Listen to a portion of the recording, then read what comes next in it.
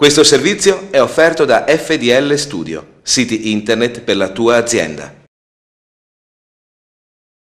Terza domenica del mese a Montagnana vuol dire mercatino dell'antiquariato e tanta gente anche oggi ha partecipato a questa manifestazione. Durante la giornata l'Associazione Culturale Montagnana con Te, in collaborazione con l'assessorato al commercio del comune di Montagnana, ha organizzato la giornata dedicata alla natura, al benessere e al relax, la mostra mercato dei prodotti per il benessere.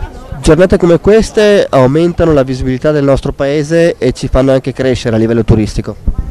Assolutamente sì, è stata un po' una scommessa nel tempo, è un progetto che è iniziato ormai nel lontano 2007 dove vede questa terza domenica del mese ormai un appuntamento consolidato perché lo vediamo sicuramente dalle presenze che abbiamo in giornate come queste, dove andiamo sicuramente a valorizzare quelli che sono le nostre attività, i nostri prodotti in un'ottica di uno sviluppo di quello che è il nostro territorio, di quello che è la nostra Montagnana.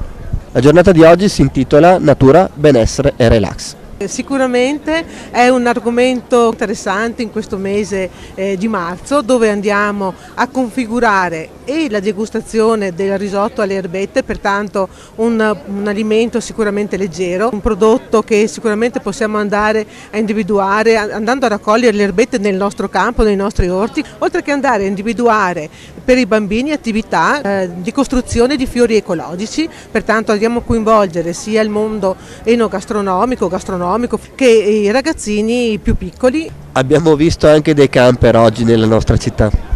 Sì, abbiamo ospitato un'azienda di camper proprio per andare in questa occasione a mostrare come Montagnana attraverso l'esposizione di camper stessi possa essere attrattore di turismo anche di camperisti. Sicuramente è un modo di viaggiare importante, di un turismo che va a conoscere i borghi più piccoli, più storici, culturalmente interessati come i nostri, che sicuramente vanno ad aggiungersi ad altro tipo di turismo. Pertanto andiamo anche a evidenziare questo tipo di opportunità di passaggio. Alta la partecipazione del pubblico e la gente si è divertita in questa prima giornata finalmente con un bel sole primaverile. Grazie.